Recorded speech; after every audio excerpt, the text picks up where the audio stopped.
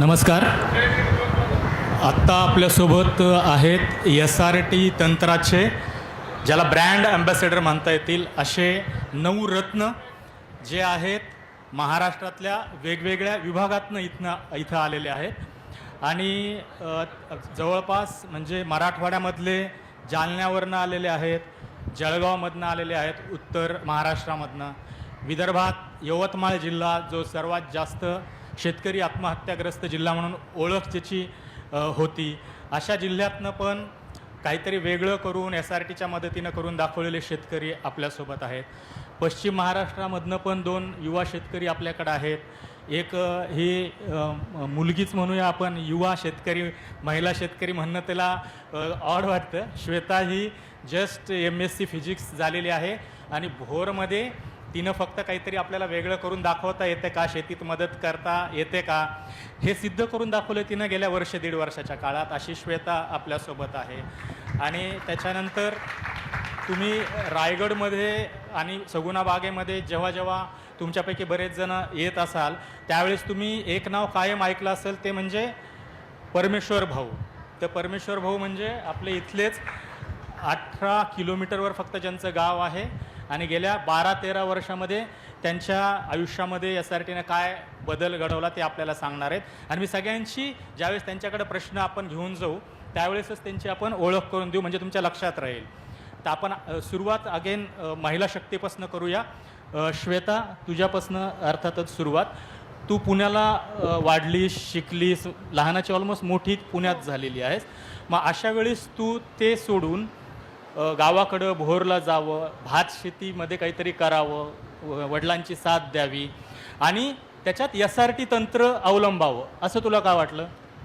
पहिला म्हणजे मी पहिल्यापासून पुण्यामध्येच गावी जाणं येणं सुरू होतं आणि शेतीची आवड होती. आणि दुसरं म्हणजे मला वडील नाही आहेत, मी लहान असतानाच ते गेले आणि मी लहानाची मोठी एकत्र कुटुंबामध्ये झाले.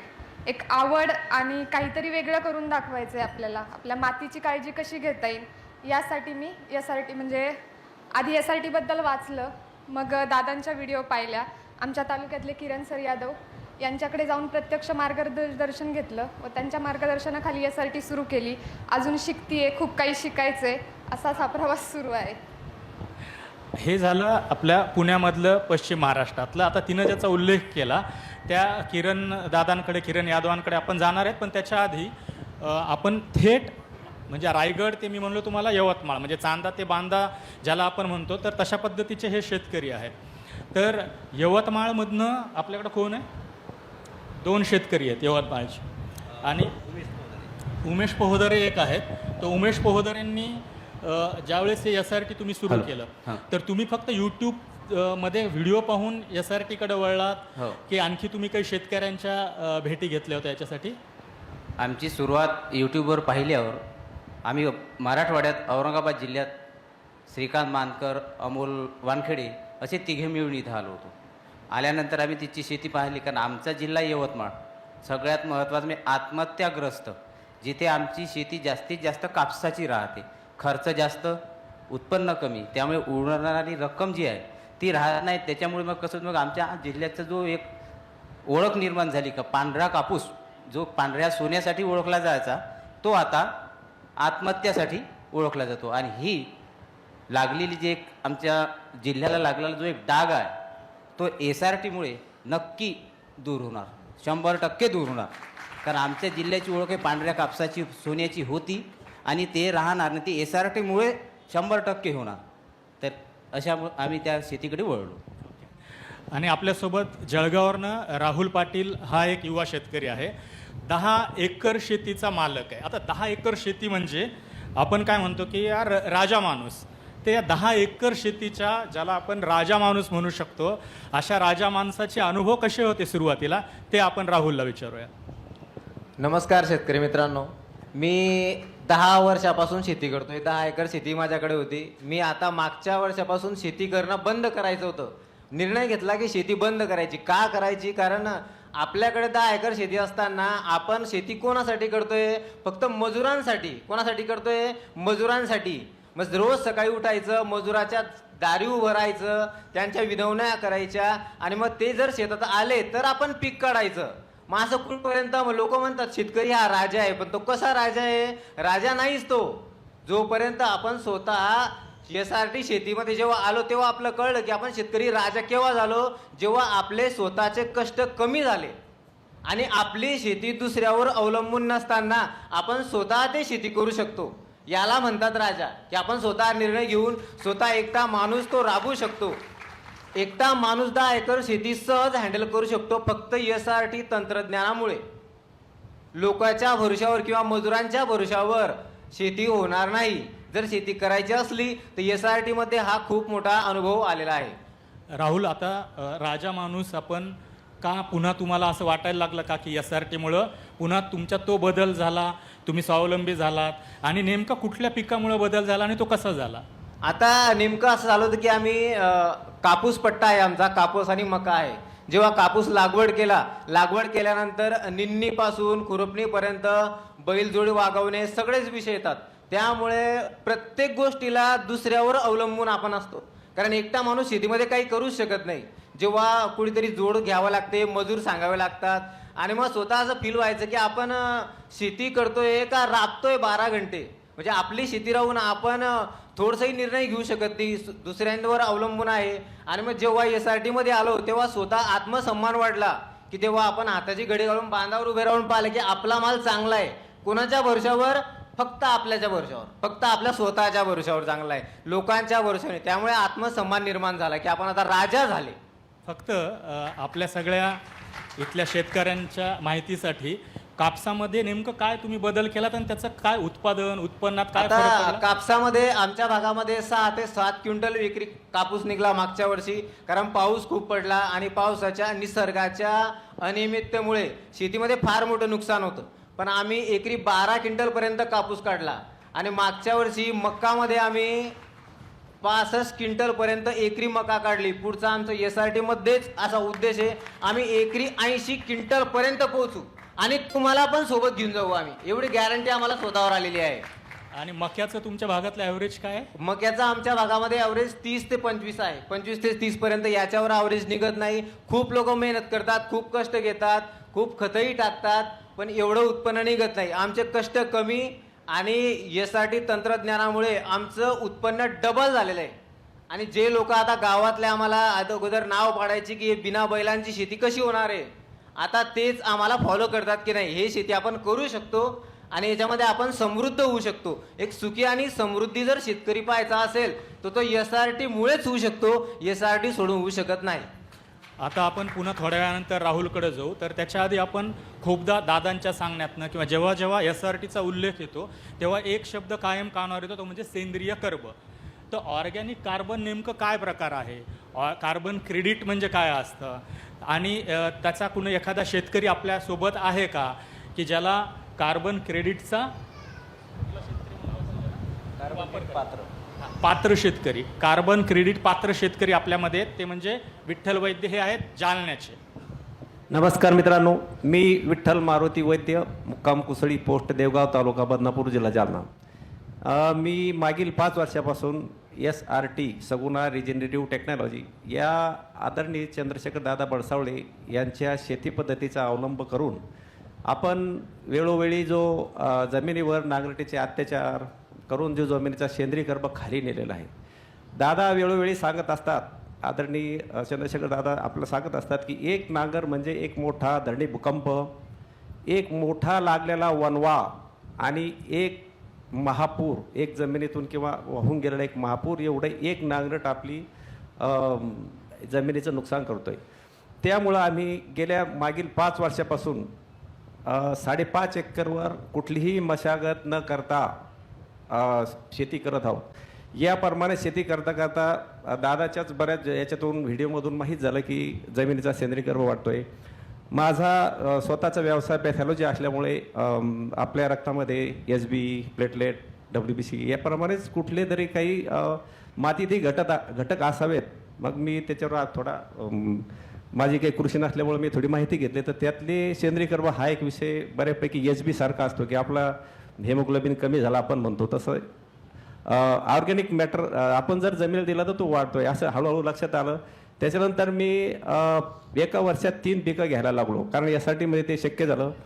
एका वर्षामध्ये म्हणजे एका पाठोपाठ एक आपण कुठली मशागत न करता पहिलं पीक कापले की लगेच दुसऱ्या तिसऱ्या दिवशी त्याची लागवड केल्यामुळं 3 पिकं घ्यायला लागलो. आणि तिन्ही पिकाचे मुळं जमिनीखाली ठेवल्यामुळं जमिनीला भरपूर ऑर्गॅनिक मॅटर जो पाहिजे आपल्या जमिनीला, त्याच्यामुळे आपला सेंद्रिय कर्ब वाढतंय, तो ऑलरेडी 2-3 पटीने भेटला. त्याच्यामुळं असं 3 वेळेस केल्यामुळं मी पहिल्या वर्षी त्याचा सेंद्रिय कर्ब तपासला होता, जो आज मराठवाड्याचा सरासरी सेंद्रिय कर्ब 0.2 ते 0.3 पर्यंत बहुतेक सगळ्यांचा असेच आसपास येते. बरेच शास्त्रज्ञ वाचलेले आहेत, त्यांच्याकडे रिपोर्ट त्यांनी वाचलेले आहेत. परंतु आम्ही हळूहळू त्या मार्गाने पुन्हा अभ्यास करत गेलो आणि जास्तीत जास्त कसं त्याच्यात पुन्हा टाकता येईल. फक्त आता मुळंच नीट आम्ही फक्त मुळंच अगोदर टाकत होतो, पण नंतर हळूहळू आम्ही वरचं कपाशीचं वरचं जे रॉ मटेरियल असतं ते कुठल्याही कामात येत नाही, ते आम्ही मोबाईल स्टेटरच्या एक केव्हीकेने आता एक आमच्या बदनापूर केव्हीकेने एक मोबाईल स्टेटर आणलं. त्या मोबाईल स्टेटरने आम्ही जमिनीचं ते पूर्ण कपाशीचं पावडर करून टाकायला लागलो. आणि 3 वर्षात पहिल्या 3 वर्षात माझा सेंद्रिय कर्ब हा मला हळूहळू वाढायला दिसला. आणि 0.2 ते 1% आपल्या नॉर्मल शेतकऱ्यांच्या शेतामध्ये किती असतं हे सेंद्रिय कर्बाचं प्रमाण, आणि तुमचा अनुभव काय होता? आणि ज्या आपल्या आणि बाहेरच्या संस्थेसोबत त्यांनी जे तुमच्या जमिनीचं परीक्षण केलं त्याच्यामध्ये काय आढळलं आणि त्याचा काय फायदा होतो पिकांना किंवा पुढच्या पिकांना? जे आपले जे बिगर SRT किंवा जे नॉर्मल शेती पद्धती आहेत त्यात 0.2 ते 0.3 पर्यंत असतात. आणि आम्ही बऱ्यापैकी 1% आता गेलेलो. आणि आता आमचे पिकं खतंही कमी मागतात. म्हणजे परत एकदा आपल्या सगळ्यांना पुन्हा एकदा नीट लक्षात यावं म्हणून परत एकदा सांगा, म्हणजे 0.3 हा नॉर्मली असतो, 0.5 मॅक्झिमम, पण तुमच्याकडे तो ऑलमोस्ट दुप्पट, म्हणजे 1 किंवा त्या दुसऱ्या संस्थेचा पण त्यांचं काय होतं परिमाण? आता जे कार्बन क्रेडिट हा विषय काढला, तर कार्बन क्रेडिट हे आपल्या भारतातलं ग्रो आणि इंडिगो हे 2 कंपन्या आहे. ग्रो म्हणजे मैको आपल्या भारतातली कंपनी, इंडिगो ही अमेरिकन कंपनी. यांनी जो रिपोर्ट माझा काढला तो आला होता 2.54%, पण तो बांधाच्या शेजारचा 6 फुटाचा होता. आणि दुसरी एक पुण्याची कंपनी आहे वॉटर सेड फाउंडेशन ट्रस्ट, यांचा आला सर्व शेतातला 1.05. आणि ते का गरजेचं आहे, त्याचा तुम्हाला पुढच्या पिकांना कसा फायदा झाला? आता मी ह्यावेळेस गव्हाचं पीक घेतलं त्याच्यावर, म्हणजे कुठलंही रासायनिक खत टाकलं नाही, युरिया टाकला नाही किंवा काय 10-20 काहीच टाकलं नाही, तरी पारंपरिक एवढं मला त्याचं उत्पन्न आलं. आणि त्याच्यातून होणारे फायदे असे की मी कार्बन क्रेडिट पात्र शेतकरी झालो. आता 3 वर्षापासून आमचं त्यांचं 19 वर्षाचं टाईप आहे. आणि अजून तर काही कार्बन क्रेडिट मला भेटलं नाही, परंतु मी कार्बन क्रेडिट पात्र शेतकरी SRT शेतीमुळे झालो. आपल्यासोबत आणखी एक शेतकरी आहेत जे जवळपास 30 वर्षापासनं ते कशी शेती केली, त्यांनी त्याच्यात काय अनुभव आले, त्यांच्यावरचा कर्जाचा डोंगर किती होता, तो त्यांनी कसा हलका केला, त्याच्यामध्ये दादांचं किंवा SRTचं काय योगदान आहे ते सांगणारे. त्यांचं नाव आहे रावसाहेब मोरे. ते आहेत फुलंब्रीचे, संभाजीनगरमधल्या. रावसाहेब, आपला 92 पासून तुम्ही साधारणतः पूर्ण शेतीकडे वळलात. आधी नोकरी करायचा, का शेतीकडे वळलात? आणि तुमचं जोपर्यंत तुम्ही SRT तुम्हाला सापडली नाही किंवा SRTनं तुम्हाला शोधलं नाही तोपर्यंतचा काय अनुभव होता सांगा. मी रावसाहेब मोरे फुलंब्रीचा शेतकरी आहे. आणि 1992 पासून मी शेती करतो. त्याच्या पहिले मी काही दिवस नोकरी केली, पण ती नोकरी गेली माझी आणि मी शेती करायला लागलो. वडील लहानपणीच वारले होते, शेतीचं पूर्ण माझ्यावरच अवलंबून होतं शेती करणं. आणि ती शेती करत असताना मी कुठून तरी कर्ज घ्यायचो, म्हणजे ट्रॅक्टरवाल्याचं नांगरणं, रोट्या करणं याचं साधारण खूप कर्ज होत चाललं. आणि ते आपलं ट्रॅक्टरवाला, दुकानदार आणि अजून काही किराणावाले, हा सगळा खर्च आणि माझा खर्च म्हणजे कुटुंबाचा हा त्या शेतीतून निघत नव्हता. मग मी कुठून तरी कर्ज घेत घेत 2011पर्यंत म्हणजे जेमतेम जवळपास 8 लाख रुपये माझ्यावर कर्ज झालं 2011पर्यंत. त्यानंतर मग मी विचार केला की हे कर्ज फेडणार कसं. मग मी लोकांना म्हणजे बनवत राहिलो. त्याला एक वेगळा शब्द असतो कोणाला बनवायचं ना, तसं मी बनवत राहिलो. तुमच्याकडून मला घ्यायचं ना, मी सांगायचो आता ही माझी जमीन आहे ना, ही विकायची, ती विकली की तुम्हाला मी ते देणार. मग तुम्हालाही असं वाटायचं की बा ठीक आहे ती विकली की देईल. मी असं बनवत 14पर्यंत केलं आणि 14ला मुलीचे लग्न शिक्षण हे ते तर 16 लाख रुपये खर्च झाला. आणि मग तिथून पुढे मात्र माझ्या डोक्यात वेगळा विचार यायला लागला. आता एक कर्ज फेडत बसल्यापेक्षा आपण आत्महत्या केलेली चांगली.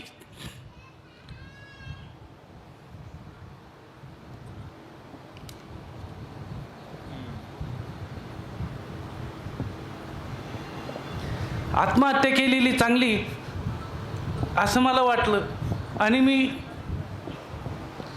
त्या मार्गाला.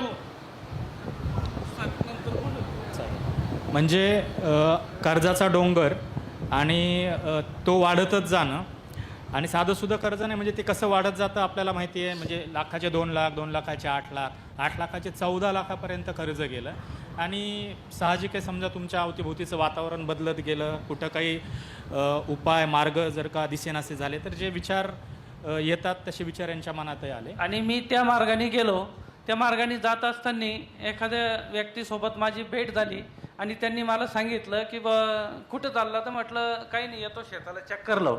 ते म्हणे चल गावामध्ये आपल्याला काम आहे थोडंसं. आणि त्यांनी मला SRT बद्दल माहिती सांगितली. SRT बद्दल माहिती सांगितली आणि मला असं वाटलं की अरे हे तर आपण वेगळं करत होतो. हे तर सोपी पद्धत आहे. आपल्याला कोणा ट्रॅक्टरवाल्याची गरज नाही, नांगराला बोलवायची किंवा काही खुशामत करायची गरज नाही, बैलावाल्याची याची त्याची. मग आपण हे तरी करून बघू. म्हणून मी 1 वर्ष हे करून बघायचं ठरलं. आणि तेव्हा माझ्या शेतामध्ये टोमॅटोचा प्लॉट होता आणि त्याला मी बेड पाडलेले होते. आणि ते बेड पाडलेले असल्यामुळं ते टोमॅटोला मला रेट मिळाला नाही. त्याचं एवढं तण वाढलं होतं. मी त्या तणावर ग्लायफोसेट फवारलं आणि पाणी पडलं. नवरात्राचे दिवस होते, नवरात्रामध्ये पाणी पडलं, परत पाणी पडलं त्याची लागवडीच्या टायमाला, परत एकदा फवारलं. आणि त्या शेतामध्ये कुठलाही खर्च न करता मक्का या पिकाची टोकननी केली फक्त हाताने. आणि ते शेत रोडवर होतं. रोडवर शेत असल्यामुळे सर्व हसायचे. पण आमचे घरचे काही नाही बोलले. ते बोलले की आता पर्यायच नाही काही आपल्याला, ठीक आहे बघू करून तू सांगतो तसा. म्हणून मी त्या तणामध्ये एवढ्या तणामध्ये मी मक्का टोकननी केली. आणि अक्षरशः ती मक्का 52 क्विंटल मला निघाली. म्हणजे कुठलाही तिला लेबर चार्ज नाही, खत नाही, फक्त तणनाशक फवारलं, टिंजर. एक वेळेस टिंजर फवारलं आणि 2 वेळेस आळाईचं औषध फवारलं. ती मक्का 52 क्विंटल निघाली. आणि ती मक्का असताना दादा पण आले होते, आपले चिपळूणकर दादा होते, शेखर दादा होते, अजून कोळेकर साहेब, बरेच म्हणजे महाराष्ट्रातली कृषी विभागातली जी तज्ज्ञ मंडळी असेल ती आपल्या प्लॉटवरती आली. पण आपल्याला त्यांची किंमत नव्हती. म्हणजे का की आपणच खूप वैतागलो होतो. मग किंमत मी म्हणजे पाहिजे तेवढा रिस्पॉन्स मी दिला नाही. तरी पण एक असं वाटलं की फोटो काढावं म्हणून दादासोबत मक्का घेऊन एक फोटो काढला. तेवढाच फोटो फक्त माझ्याकडे आहे. त्यानंतर माझ्या जीवनामध्ये असा बदल होत गेला की मी SRT पद्धतीने शेती करायला लागलो. माझा हा ट्रॅक्टरवरचा हा खर्च कमी झाला आणि खतही कमी केलं. मी खतही कमी केलं. आणि योग असा आहे की ते कर्ज तसंच होतं. ते कर्ज तसंच असल्यावर मी नवीन बकरा पकडला एक, किंवा त्याला सांगितलं की या शेताची आता किंमत खूप वाढायला लागली, मी तुला ते पेट्रोल पंपासाठी देतो. त्याला पंप टाकायचा होता.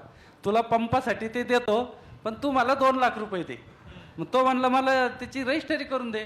म्हटलं रजिस्ट्रीला खर्च जास्त येतो, जेव्हा करायची तुझं माझं ठरेल कंप्लीट त्यावेळेस देऊ, सध्याची ऊस नेते. त्यानं ऊस नेतं का नाही, पण व्याजाने मला 2 लाख दिले. आणि पहिले 16 लाख रुपये मी 2020ला केले.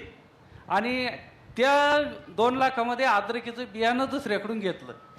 बियाणं घेतलं, ती अद्रक लावली. योग चांगला होता. दादाची आमची भेट झाली होती. दादाने मला एक माळ दिली आणि माळ दिली तेव्हापासूनच माझे आयुष्यच पलटलं. माळ गळ्यात घातली 5 मिनिटातच मला PM किसानचा पहिला मेसेज पडला 2000 रुपयाचा. तोपर्यंत मला म्हणजे असं कुठे खर्चाला यायला त्याला पैशाची खूप अडचण राहायची, पण पहिला मेसेज तो पडला 2000चा. त्यानंतर पीक विमा पडला 2-4 दिवसात. मग ते माझं जीवनच बदलत गेलं. पुढे पाणी नव्हतं आमच्याकडे, पाण्याचं एवढं दुष्काळ की 3च महिने पाणी, म्हणजे कुठं पडतो कधी नाही पडत असं. विहिरीला पाणी नाही, अद्रक लावलेली 3.5 महिन्यामध्ये आपलं 4 महिन्यामध्ये ती अद्रक काढली, अद्रकीला भाव भेटला 8,100 आणि अद्रक निघली 200 क्विंटल जेमतेम. तिचे पैसे मला 16 लाख रुपये झाले. मका कापूस हे 2-1 लाख रुपये झाले, 18 लाख रुपये झाले. शिनगरे साहेबाचे पैसे आपण कॉल करायचा आणि सांगायचं बोला तुमचे किती आहे, 2 लाख. ते बाकीचं नका सांगू, एक रक्कम सांगा आणि लगेच फोन पे काढायचं आणि टाकून द्यायचं. म्हणजे याच्यात असं सगळ्यात करून इंटरेस्टिंग म्हणजे आता ज्यांनी हेराफेरी नावाचा सिनेमा पाहिलाय त्याच्यात परेश रावल जसं करतो ना, ए भाई तेरा कितना लेने का है, कल आना. ते तसं यांनी लोकांना बोलवून त्यांची उधारी चुकती केली. कल आणा नाही सांगितलं मला. अद्रकीचं पेमेंट सकाळी 10:30 वाजता अकाउंटला झालं, त्याचा मेसेज पडला. संध्याकाळपर्यंत माझ्याकडे फक्त 85,000 रुपये राहिले होते. एवढं मी एका दिवसात कव्हर केलं. तुमचं किती आहे साहेब? मला बाकीचा थोडा हिसाब नका सांगू, एक रकमी सांगा. एक रकमी सांगितलं लगे फोन पे. असं करून मी एका दिवसात पूर्ण केलं आणि आज एकदम आनंदाने जीवन जगतो. आनंदाने म्हणजे एकदम आनंदी. कारण मी विचार केला की माझं आयुष्य संपलं होतं, पण आज SRT न तगलो ना, आता इथून पुढे SRT ला आपण द्यायचं. मी घरी राहत नाही. मागच्या वर्षी 12 जूनला मी बाहेर होतो. माझ्या मिसेसनं मक्का टोकणी करून घेतली टोकण यंत्राने. ती मक्का एकरी 52 क्विंटल निघाली. त्याचे व्हिडिओ पण आहे, म्हणजे पूर्ण आहे. असं ते खोटं बोलायचं किंवा शेतकऱ्यांना काही असं यातला काही भाग नाही. आणि सगळ्यात महत्वाचं असे रावसाहेब की आता तुम्हाला नवीन बकरा शोधायची गरज नाही. आता नवीन बकरा आणि आता हा व्हिडिओ पाहिल्यावर तुम्हाला मिळणार पण नाहीये. त्यामुळे तुम्हाला आता फक्त SRT आणि चांगलं उत्पादन घेणं आणि चांगल्या ठिकाणी विकणं एवढाच तुम्हाला मार्ग आहे आता. हो. चालेल. तर अशा पद्धतीनं म्हणजे एक छोटासा बदल म्हणजे जो माणूस आत्महत्या करायला, जीवन हे संपवायला निघालेला आहे, त्याला कळतं पोखराची बैठक आहे, तो तिथं जातो, त्याला तिथं काहीतरी अशा पद्धतीचे तंत्र आहे ते तुम्ही वापरा हे कळतं, त्याचा अनुभव चांगला येतो आणि बाकीच्या गोष्टी मग आपण म्हणतो तशा त्या घडत जातात पुढं. तर त्याचं हे एक उदाहरण होतं. आपल्याकडं एक आणखी युवा शेतकरी आहेत भोरचे किरण यादव. ते शेतीमध्ये वेगवेगळे प्रयोग करत असतात, ते रिसर्चचे सुद्धा कामं करतात. आता भोरच्या पट्ट्यामध्ये त्यांचा पट्टा आहे फेमस तो इंद्रायणी आणि भाताचा पट्टा आहे तुमचा सुद्धा. म्हणजे सॉर्ट ऑफ रायगडसारखंच तिथं पण वातावरण आहे. तिथं पाऊस किती पडतो आणि तुम्ही SRT करायचं हे कधी ठरवलं? कारण तुम्ही तर चिकित्सक शेतकरी, युवा पिढी आहे, कुठलंही काम कुणीतरी सांगतंय म्हणून करणार नाहीत. सर्वांना नमस्कार. माझे नाव किरण संपतराव यादव. मी पुणे जिल्ह्यातील भोर तालुक्यातील संगमनेर गावचा रहिवासी SRT शेतकरी आहे. लहानपणापासूनच शाळा कॉलेजमध्ये शिकत असताना वडिलांबरोबर शेतीमध्ये खूप सारी कामं जमत होती, करत होतो. दुर्दैवानं 2015 साली वडील गेले. वडील गेल्यानंतर वडील माझे खूप प्रयोगशील आणि प्रगतशील शेतकरी होते, पंचकृषीमध्ये प्रसिद्ध होते. वडील गेल्यानंतर शेतीची जबाबदारी अर्थातच मुलांवर येते आणि मग त्या दृष्टीने मी 2015च्या पुढे शेती करू लागलो. 3 वर्ष आदबल्यानंतर लक्षात आलं की नफा तोट्याची गणितं काही जुळेनात. कॉस्ट बेनिफिट रेशो जो आपण म्हणतो तो रेशोसुद्धा काही जुळेना. आणि मग शेती करायची कशाला आणि खोट्या प्रतिष्ठेत जगायचं कशाला. परंतु गावातील काही सहकाऱ्यांनी टोकलं की वडिलांना खूप इच्छा, बापाला खूप इच्छा, हाऊस एक प्रकारे ग्रामीण भाषेमध्ये आपण बोलतो, जमीन करण्याची, घेण्याची, पोरांच्या ते काय व्हायना. त्याला कारण तसं होतं, आमच्या भोर भागामध्ये 1200 ते 1500 मिलीमीटर पाऊस पडतो. जसं आपण एखादं नवीन वर्ष आपण जानेवारी ते डिसेंबरपर्यंत मानवतो. आर्थिक वर्ष आपलं एप्रिल ते मार्च चालतं. तर शेतकऱ्याचं वर्ष कोणतं? तर शेतकऱ्याचं वर्ष जून महिन्यामध्ये खरीप हंगामापासून चालू होतं, पुढे रब्बी करून ते उन्हाळीमध्ये मेमध्ये संपून जातं. आणि जर आपलं पहिलंच वर्षाचं पीक जर खराब गेलं तर त्याचा डायरेक्टली इनडायरेक्टली परिणाम पुढील हंगामामध्ये होतो. आणि मग आपल्याला प्रश्न पडतो की शेती करायची कशाला? तर पावसाळ्यात भात लावणं आम्हाला फार गरजेचं आहे. आता भात लावत असताना महाराष्ट्रात, भारतात, पूर्ण जगामध्ये एक पारंपरिक पद्धत आहे.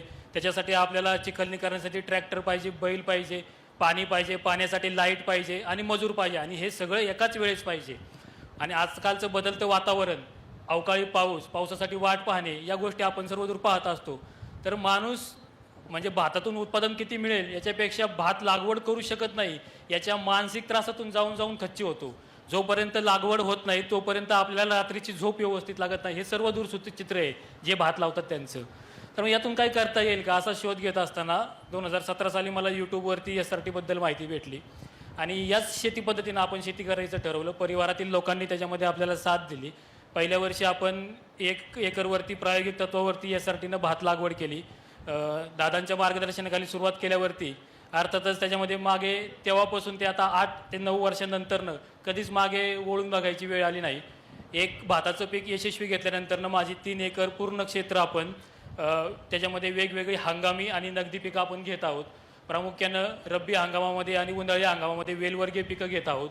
आपल्याला प्रश्न पडू शकतो की SRT शेती ठीक आहे हंगामी पिकांना चालते, पण याच्यामध्ये नगदी पिकं किंवा माती खाली जी पिकं येतात म्हणजे भुईमुग असेल. फक्त मला किरणला असं विचारायचं आहे की किरणनं ज्यावेळेस पहिल्यांदा भाताचं पीक घेतलं SRT खाली, त्या वर्षी काय झालं, त्या हंगामात काय झालं, म्हणजे तो सक्सेसफुल झाला का प्रयोग? त्याच्याबद्दल तुमच्या घरामध्ये, तुमच्या अवतीभोवती तुमचं जे सर्कल आहे त्याच्यामधनं काय रिॲक्शन आल्या?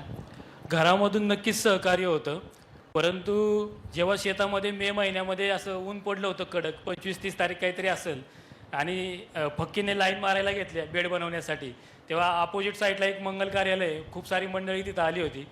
प्रत्येकाने हे नवलं, हे काय म्हणजे बावळटच थोडक्यात, मूर्ख या हा काय करतोय असं प्रत्येकाने हे नवलं. असं होऊच शकत नाही, चिखलनीशिवाय भात येऊच शकत नाही. तर असं म्हणजे नकारार्थी मत त्यांनी तिथं व्यक्त केलं, परंतु आमचं मत फिक्स होतं की आपल्याला हे करायचं आहे. अनुभव खूप छान होता. केवळ तणनाशकांचा योग्य वापर आणि लागवडीचा जो टायमिंग योग्य साधला, त्यातून भात पीक खूप चांगलं आलं. आम्ही खरं तर पहिल्यापासूनच उत्पादन चांगलं घेतो. थोडासा त्या उत्पादनामध्ये फरक पडला, परंतु मजुरीचा खर्च, शारीरिक, मानसिक आणि आर्थिक त्रास यातून पूर्णपणे मुक्तता भेटली आणि हेच पुढं रब्बीमध्ये आणि उन्हाळी हंगामामध्ये सुद्धा घडायला लागलं. आता आपल्यासोबत आहेत रामचंद्र पुंड. आपण त्यांच्या त्या गोड मुलीनं ज्या पद्धतीनं माहिती दिली SRTची ती ऐकलीत. त्या भाग्यश्रीचे काही व्हिडिओसुद्धा ते इंस्टाग्रामवर टाकत असतात. ती एवढं फार इंग्लिशमध्ये तिच्या शेतामध्ये काय चाललं ह्याची सगळी माहिती देत असते. ते व्हिडिओसुद्धा खूप भारी, त्याला लाईक्स वगैरे मिळतात.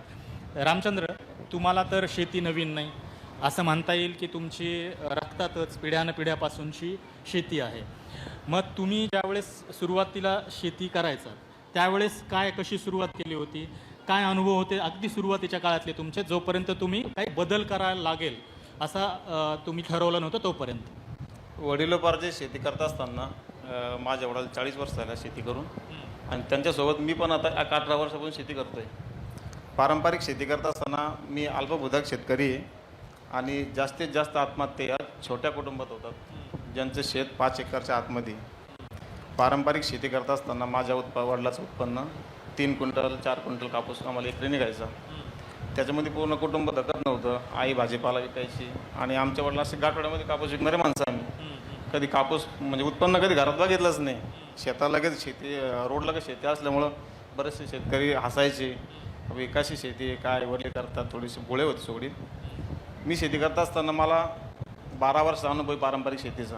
सगळे प्रयत्न मी केले, सगळे हातपाय मारून बघितले, विहीर कर, लोन घे, अमकं कर, तमकं कर, असं करता करता करता माझं 10 लाख कर्ज झालं. 10 लाख रुपये कर्ज झालं. 2021ला साहेब मी आत्महत्या चक्रात होतो. खूप कमी लोकांसंग माझा संबंध होता, कमी लोकांसोबत बोलायचं, आपल्या कामात राहायचं. आणि शेती करत असताना 2022ला खूप पाऊस पडला आणि त्यावर्षी महाराष्ट्रातील सर्व शेतकऱ्यांच्या जमिनी पडीत पडल्या. योगा त्या वर्षी भाव कापसाला 10,000 रुपये होता. कुठलाही कापूस नाही. आणि सगळा SRT का वळालो हा सांगण्याचा विषय थोडासा लांब जाईल, ते आपण नंतर बोलू. आई आजारी असली, आई घरात पडलेली, आणखी मिसेस घरात पडलेली, अशा सगळ्या परिस्थिती असताना मी फार तणावात जगत होतो. आणि तणावात जगत असताना मी SRTचे व्हिडिओ बघितले, SRTला सुरुवात केली. SRTला सुरुवात केल्यानंतर काही अनुभव असे आले साहेब मला, की असे पिकं, असं उत्पन्न जे आम्ही आज 3 क्विंटल 4 क्विंटल कापूस विकायचो, ते आज आम्हाला 40 45 55 क्विंटलपर्यंत मला कापूस पिकतो. आज मागच्या वर्षी मला 55 क्विंटल कापूस झाला आणि माझ्या घरासमोरून 407 भरून गेला पहिली बार कापसाचा. आम्हाला घरात जेवायला जागा नव्हती, मोठेच राहिलेत आमच्या शेतावर, नाही सगळं बघितलेलं, छोटंसं घर होतं आणि आम्हाला घरात जेवायला पण जागा नव्हती. तर मी आत्महत्याच्या चक्रातून आता थांबलो. आणि जे आता भारत आज आपण सगळं म्हणतो का आत्मनिर्भर वाटचाल चालू आहे, पण हे तुम्हाला मी छाती डोकून सांगतो, आमचा SRTचा शेतकरी हा आत्मनिर्भर शेतकरी आहे.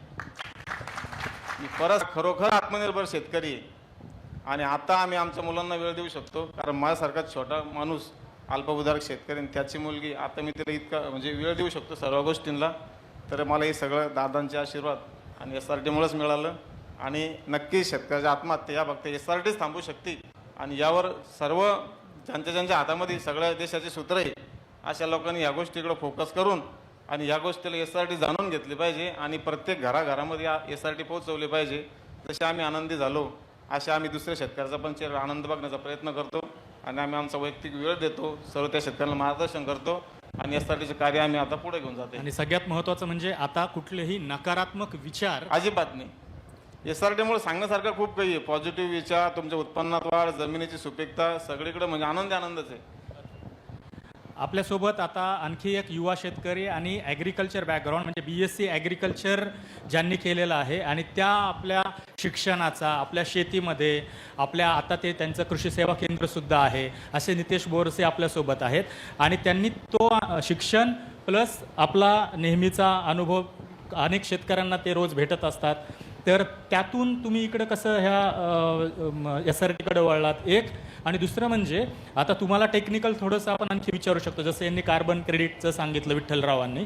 तर तसं या SRTमध्ये जे हे तणनाशक वापरायचं आहे ते वापरायचं का आणि त्याचं वापरण्याचे काही दुष्परिणाम मुख्य पिकावर होत नाही का, त्याचे काय राईट टायमिंग आहे हे तुम्ही सांगा.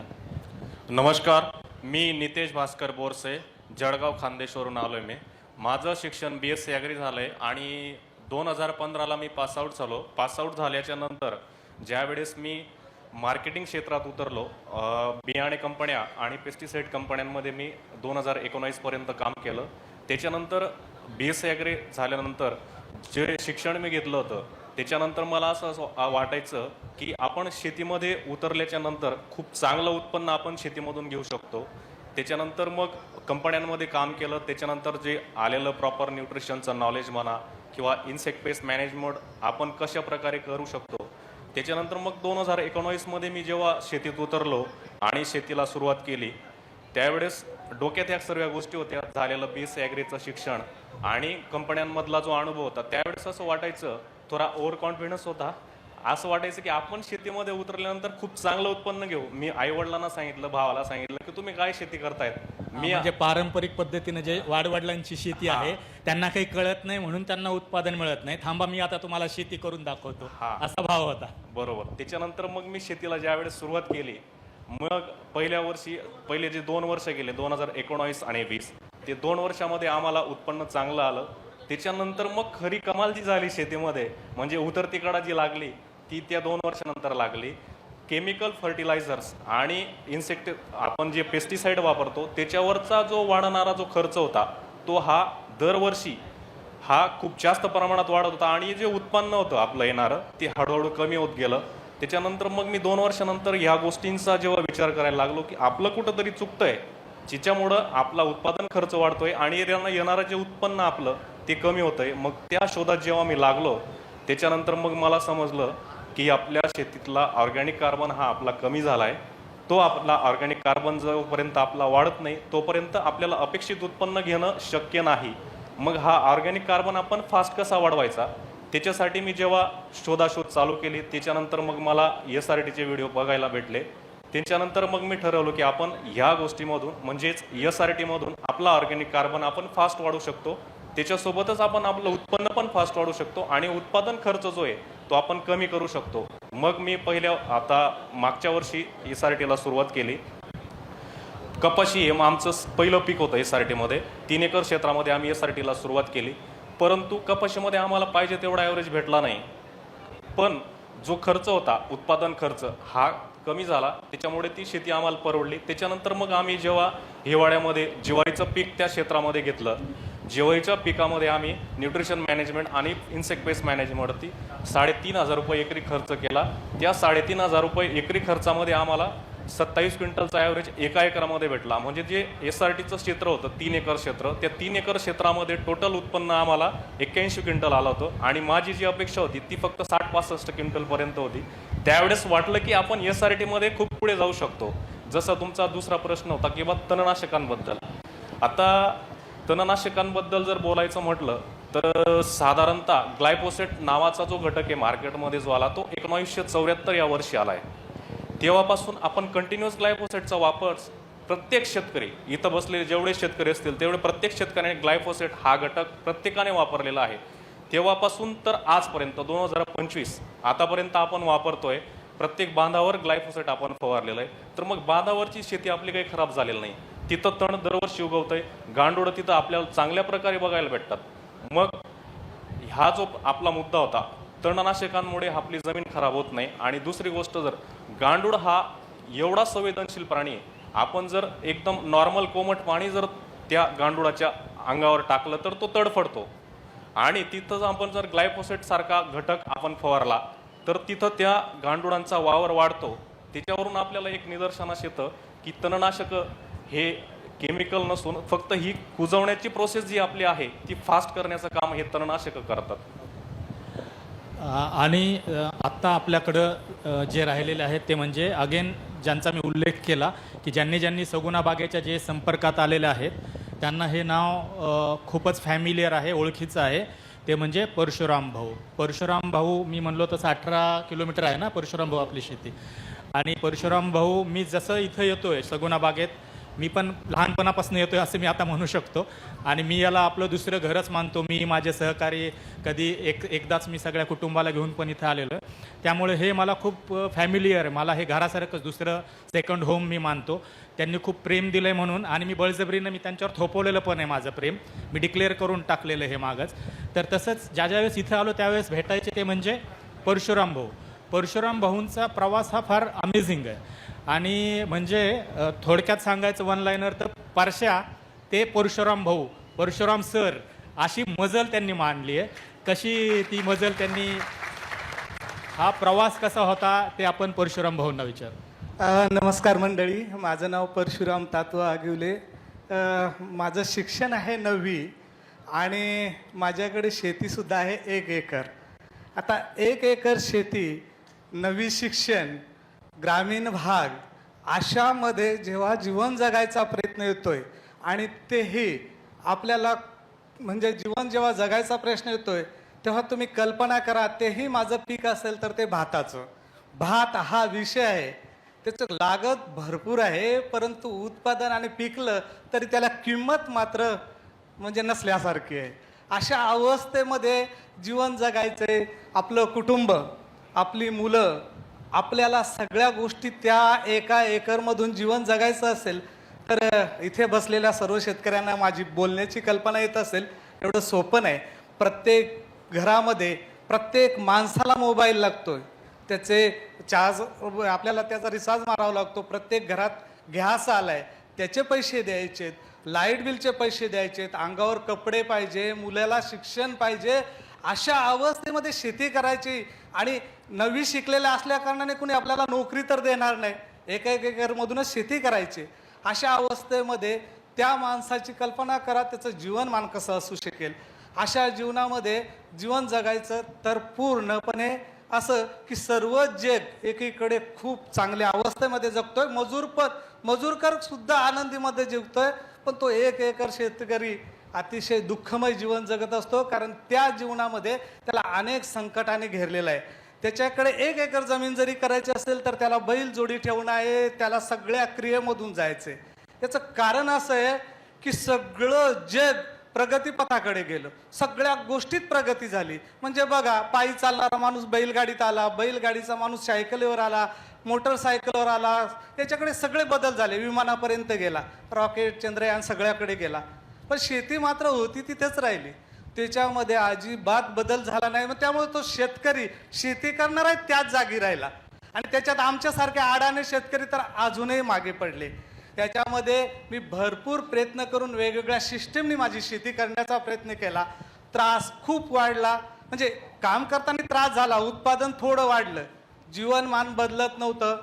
गेल्या या मागल्या 12 वर्षापर्यंत, मी SRTचा 12 वर्ष झालेला शेतकरी, मागल्या 12 वर्षापर्यंत जे जीवन जगलो असेल त्या जीवनाची कल्पना न केलेली वरी. आणि माझ्या तिथे बसलेले बरेचसे शेतकरी असतील जे मी बोलतोय ते त्यांना लागू पण पडत असेल. अशा अवस्थेमध्ये जग एकीकडे चाललंय आणि मी मात्र शेतकऱ्याचा मुलगा, शेती करणारा, शिक्षण कमी. अशा अवस्थेमध्ये माझं कुटुंब कोणत्या अवस्थेत त्याला मी न्यायचं, ही नैराश्य आणि दुःखमय यातना, आणि ह्या यातनेमधून आता आपण याच्या पुढे सुखमय जीवन जगू शकत नाही, हे भावनेमध्ये जीवन जगत असताना काय म्हणावं की एखाद्या माणसाला परीस लाभावा तसा परीस अचानक भेटतं. आणि हा अचानक परीसमध्ये मी SRTचा स्वीकार केला. तर मला एकदम असं झालं की SRT म्हणजे काय, मी अगोदर मला माहीत नाही. जशा दुसऱ्या पद्धती मी करत असतात तसंच SRTला पण मी स्वीकारलेलं होतं. केल्यानंतर मला त्याच्यातले गुण कळले. मला याच्यातले गुण कळण्यापर्यंत मी पात्रतेत नाही, परंतु मी प्रॅक्टिकल केल्यामुळे ते कळलं की जी शेती महिना दीड महिनाभर करावी लागते 1 एकर, त्याच्यासाठी ती मी एका दिवसात लावू शकलो. हा किती मोठा चमत्कार माझ्यासाठी होता. कल्पना करा, एका दिवसात 1 एकर शेती लावलं आणि पूर्ण वेळ माझ्याकडे शिल्लक राहणं, ही सुद्धा फार मोठी गोष्ट नाही. वेळ शेतकऱ्याकडे राहणं अमोली गोष्ट आहे, कारण वेळेचं आपण सोनं करू शकतोय. ज्याची बुद्धी आहे, माझी बुद्धी मजुरी करण्याची आहे तर मी मजुरी करेल, व्यापार करायचा तर व्यापार करेल, धंदा करायचा, काही नोकरी करायची तर करू शकेल. म्हणजे तो वेळ लय महत्वाचा होता. आणि मी माझी शेतीचे जे कष्टमय जीवन होतं ते सुद्धा SRTने मी पार पाडत होतो. ह्या जीवनामध्ये मी पाहिलं की वेळ हा महत्वाचा मुद्दा आल्यानंतर मग मला कळलं की माझं उत्पादन तर वाढलंय आणि माझा खर्च तर 0 झाल्यासारखाच झाला. आणि तो वेळेचा मी माझा सदुपयोगामध्ये केलं की ज्या माझ्या शेतीमध्ये अडचणी होत्या, मी पहिलं काम काय केलं असेल शेतकरी मित्रांनो, शेतकरी मधल्या ज्या अडचणी आहेत, म्हणजे मला 2 बैल सांभाळायचे असतील तर मला 6 महिने आमची दोन्ही नवऱ्या बायकोंना कुटुंबांना त्यांना सांभाळायचे, 15 दिवस काम करायचे. ह्या अडचणी मी सुरुवातीला बाहेर काढत गेलो आणि एक मोकळा झालो. याच्यानंतर मला खरी गंमत कळली की उत्पादन 22 पोती भात होणारं माझं उत्पादन 1 एकरमध्ये 39 पोत्यावर गेलं. हा माझ्यासाठी पहिला चमत्कार ठरला. त्याच्यानंतर मित्रांनो मला एक कळलं की हाच एक चमत्कार नाही, दुसरं पीक लावायचं असेल तर शेतकऱ्याला 2 पिकामधलं अंतर आहे ते 1.5 ते 2 महिन्याचं लागतंय. नांगरकी सगळी प्रोसिजर, माणसं, हे मानसिक तणावामध्ये शेतकरी राहतोय. पण हे SRT शेतकऱ्यामध्ये असं होतंय, एक पीक कापून झालं की 8 दिवसानंतर दुसरी लागवड होते. म्हणजे बघा, तो शेतकरी 2 पिकातला अंतर 8 दिवसावर जेव्हा आणतोय तेव्हा त्या जमिनीमध्ये असणारा ओलावा, पाणी जे जमिनीमध्ये आहे त्या दुसऱ्या पिकाला त्याचा उपयोग होतोय. आणि 2 पिकातला अंतर कमी झाल्यानंतर मला दुसऱ्या पिकात उत्पादन असेल जे 2.5 क्विंटल मी कडधान्य काढायचो ते मला 7 क्विंटल उत्पादन मिळालं, 70,000चं उत्पादन मिळालं. जिंदगीमध्ये पहिला आनंद असा लाभला की 70,000 रुपये मी कसे असतात हे मी पाहिलं. त्याच्यानंतर मी 3रं पीक भाजीपाल्यामध्ये घेतलं आणि म्हणताना माझं उत्पादन 1 एकरमधून मी 2.25 ते 2.5 लाखापर्यंत नेलं. आणि लाख काय असतात ते SRTतून मी पहिल्यांदा पाहिलं. ह्या जीवनामध्ये मी जेव्हा पाहिलं की कुटुंबामध्ये वातावरण बिघडतं कसं, म्हणजे आपण थोडक्यात म्हणायचं का आपल्या घरामध्ये वादविवाद का होतात, कारण आपल्या गरजा आपल्याला भागवता येत नाही. तो आपण एकमेकाचा राग एकमेकावर काढत राहतो, बायको नवऱ्यावर, नवरा बायकोवर, मुलावर, ह्या कुटुंबावर त्याचे वेगळे वेगळे परिणाम होतात असतात. आपल्याला हे कळत नाही का आपल्या घरात वाद काय. पण आपल्या घरात जर सगळे शेतीचे प्रॉब्लेम सॉल्व्ह होत असेल तर ते वाद सुद्धा मिटतात, आपलं घर सात्विक बनते. आणि सात्विक बनल्यानंतर माणसाचे जे विचार आहेत ते एकदम चांगल्या विचारामध्ये जातात. आणि एक शेतकरी या नात्याने 1 एकरमध्ये जीवन जगण्याची SRTने मला जी सिस्टीम दिली, जी पद्धत दिली, त्या पद्धतीने मी आज जीवन जगू शकलो. आणि आज मी आनंदी शेतकरी ह्या नात्याने असं म्हणेन की मोदी साहेब नेहमी म्हणतात की आत्मनिर्भर शेतकरी, आत्मनिर्भर भारत. पण म्हणण्याच्या अगोदर मी आत्मनिर्भर झालेलो होतो, हे मला आवर्जून सांगा वाटतं. तर मित्रांनो धन्यवाद. तर हे आपले SRTचे आणि शेतीमधले हे 9 रत्न, तर यांच्याकडे सांगण्यासारखं भरपूर आहे. आपल्याकडं वेळ कमी पडेल इतकं ही लोक यांचा अनुभव आहे सगळ्यांचा.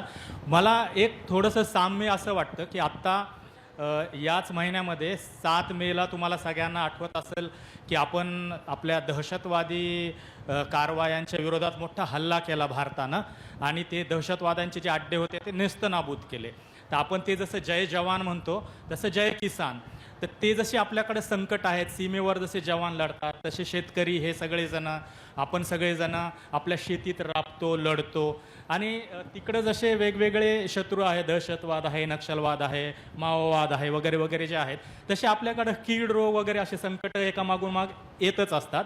आणि आपल्याला यावेळेस आपण या युद्धामध्ये काय पाहिलं, ऑपरेशन सिंदूरमध्ये तुम्ही आता बातम्यांमध्ये इतक्यादा ऐकलं पाहिलं असेल की S-400 ते खूप भारी आपलं यंत्र आहे.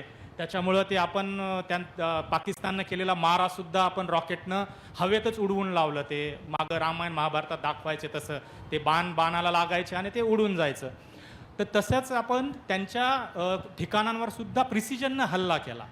तर तशी काहीतरी यंत्रणा आणि त्याच्या काम कोणी केले, जसं S-400 आपण म्हणालो, तसं शेतकऱ्यांसाठी जे हे वेगवेगळी संकट आहेत, तर त्याला मदत करायला कुठले S-400, सुदर्शन चक्र 400, आकाशतीर कुठलं आहे? तर अशा यंत्रणांमधली एक यंत्रणा म्हणजे आपण SRT आहे असं आपण म्हणू शकतो, जो तुमचा अनुभव आहे तो बघून. आणि SRTनं काय बदल केला जे मला यांच्याशी बोलून आणि तुम्ही जे ऐकलं ते जाणवलं, तर मला फक्त त्याच्यात दादांच्या परवानगीने एक फक्त त्याला काय म्हणूया लेटर मला त्याच्यात ॲड करायचं आहे. काय म्हणतो आपण त्याला, अक्षर, अल्फाबेट.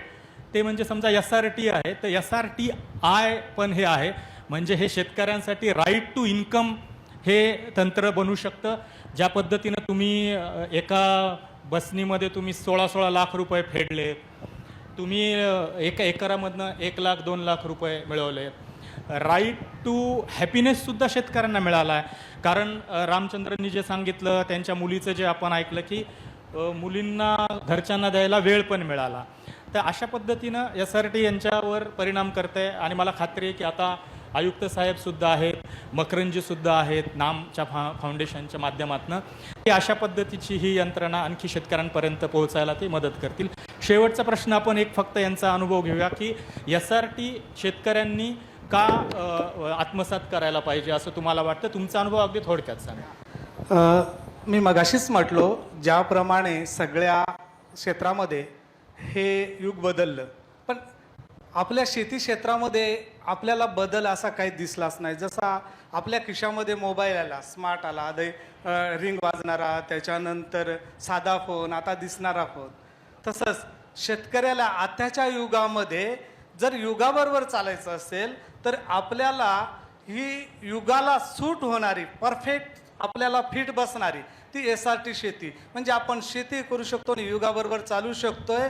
आणि या शेतीतून आपण आपलं म्हणजे जो काही इतर समाज जीवन जगतोय, आपण शेती करून सुद्धा इतर समाजाबरोबर आपण जीवन जगू शकतोय. याप्रमाणे आपण जरूर या शेतीचा अवलंब करावा असं मी सर्वांना म्हणेल. कारण आता आपल्याला तारून नेणारं हेच SRT तंत्रज्ञान आहे असं मी आवर्जून सर्वांना म्हणेन. शेतकरी मित्रांनो, शेती म्हणजे हे फार मोठं संकट आहे. शेती म्हणजे रावणाचे 10 तोंड.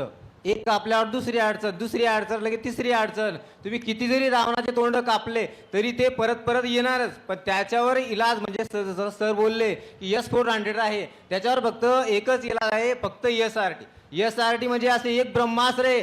तिच्यामध्ये तुम्ही प्रवेश केला की रावण कधीच उभा राहणार नाही. तुम्ही आनंदी आणि सुखी समाधानी. फक्त तुम्ही लोकांच्या विरोध करू नका. आपण जे करतोय, जसं आता आम्ही गावामध्ये सुरुवात केली SRT मध्ये, तेव्हा मकरंजींचा एक डायलॉग आहे, ए नरसाळ्या. ते लोक आम्हाला म्हणतात, ए नरसाळ्या हे काय केलं? तसं नाही, आपण ते करत राहायचं आणि करूनच आपण यशस्वी होणार. कोणाला घाबरून किंवा कोणी काय म्हणेल याच्यामधून आपण बाजूला आल्यानंतर, SRT मध्ये आल्यानंतर आपण त्याच्या पुढे नक्कीच जाऊ शकतो आणि आनंदी शेतकरी होऊ शकतो. नाही, भुसनाळ्या आहे ते.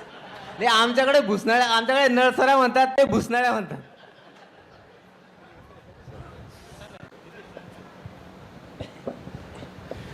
जसा माझा अनुभव होता, शिक्षण BSc ॲग्री झालं आहे आणि त्याच्यानंतर शेतीमध्ये केमिकल फर्टिलायझर्स, त्याच्यानंतर पेस्टिसाईडचा वापर, याच्यामध्ये मित्रांनो, शेतकरी मित्रांनो, काही ठेवलेलं नाही आहे. तुमचा वारंवार याच्यावर तुमचा खर्च वाढणार आहे, परंतु जे उत्पन्न मिळणारं जे आहे ते दिवसेंदिवस तुमचं कमी होणार आहे.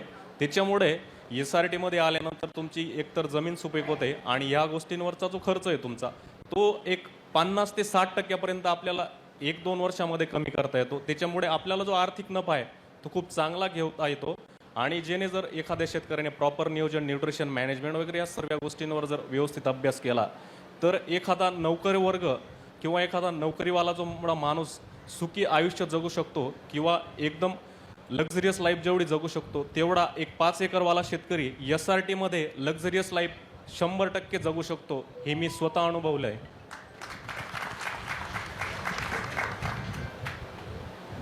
SRTचं वर जे वाक्य लिहिलेलं आहे ते एकदम खरोखर आहे.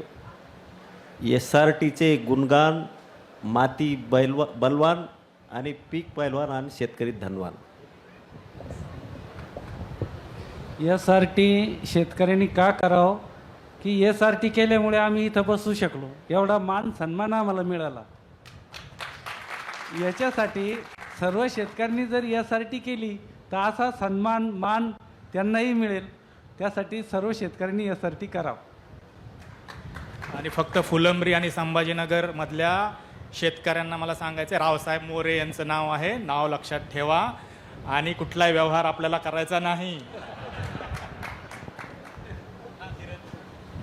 सर, शेतकऱ्याच्या मुख्य गरजा जरी एकसारख्या असल्या तरी उपगरजा ह्या वेगवेगळ्या आहेत. कोणी पूर्ण वेळ शेती करतो, कोणी नोकरी करून शेती करतो, कोणी व्यवसाय करून शेती करतो, कोणी शहरातून गावाला जाऊन शनिवार रविवार जाऊन सुट्टीला गावाला जाऊन शेती करतो. तर त्या उपगरजा ह्या फार वेगवेगळ्या आहेत. तर आपल्या पसायदानामध्ये एक वाक्य आहे की जो जे वांछील तो ते लाभो प्राणी जात, म्हणजे ज्याला जे पाहिजे त्याला ते मिळो. तर या सगळ्या शेतकऱ्यांच्या ज्या उपगरजा वेगवेगळ्या आहेत त्या सगळ्या गरजा पूर्ण करणारी भारतातील नव्हे तर जगातील एकमेव शेती पद्धती ही SRT शेती पद्धती आहे. आणि हे त्या सर्वांना एकमेव उत्तर आहे. तर त्या गोष्टीची दखल घेऊन प्रत्येक शेतकऱ्यांनी SRTचा अवलंब करावा. याच्यामध्ये नक्कीच आपला आत्मिक आनंद वाढतो, हॅपीनेस इंडेक्स वाढतो. आपल्या वैयक्तिक कुटुंबाच्या दृष्टीने, देशाच्या दृष्टीने, भूमातेच्या दृष्टीने आणि निसर्गाच्या दृष्टीने ही SRT शेती पूरक आहे. त्यासाठी SRT नक्की अवलंबली पाहिजे. SRT शेती का करावी याचं एक साधं उदाहरण देतो आमच्या विदर्भातलं. तुमच्या पुण्यामध्ये आमच्या विदर्भातले 40% मुलं आहे. 8 घंट्याच्या ठिकाणी 12 घंटे ड्युटी करतात ना, 9,000 रुपये तिथे राहतात. हे का राहतात? कारण पारंपरिक शेतीमध्ये आत्महत्या पहिला प्रश्न. वडील मरण पावले, बा उद्या आपल्यालाही करावं लागेल. तर 8,000 ते तिथे खुश आहे. पण तिथे नाही, कारण आमच्या हातात बाजारभाव नाही, मजूर नाही, शेतीचा खर्च नाही, उरलेलं मग काहीच राहत नाही. मग एकच पर्याय, वरचा झाड. आणि ते जर मुलं वापस न्यायचे असेल किंवा नवयुवकाला शेतीमध्ये आणायचं असेल तर SRT शिवाय पर्याय नाही. हे काळ्या दगडावरची रेघ आहे. आणि दुसरी गोष्ट, एक मला फणसे साहेबाला हात जोडून विनंती करायची आहे आणि मीडियावाले पण आहे की तुम्ही कधीही पेपरला किंवा न्यूजला जे दाखवता, एक म्हातारा बुडा, बनेल फाटलेली, धोतर फाटलेलं, डोक्यावर हात ठेवलेला, ही परिस्थिती आमची नाही आहे. आज तुम्ही इथं सगळीकडे बघा, एक तरी माणूस तिथे तुम्हाला तसा दिसला फाटक्या बनेलवाला तर दाखवून द्या. त्याच्यामुळे तुम्हाला हात जोडून विनंती करतो की आमची सुद्धा प्रतिमा मीडियावाले सुधारू शकतात. धन्यवाद.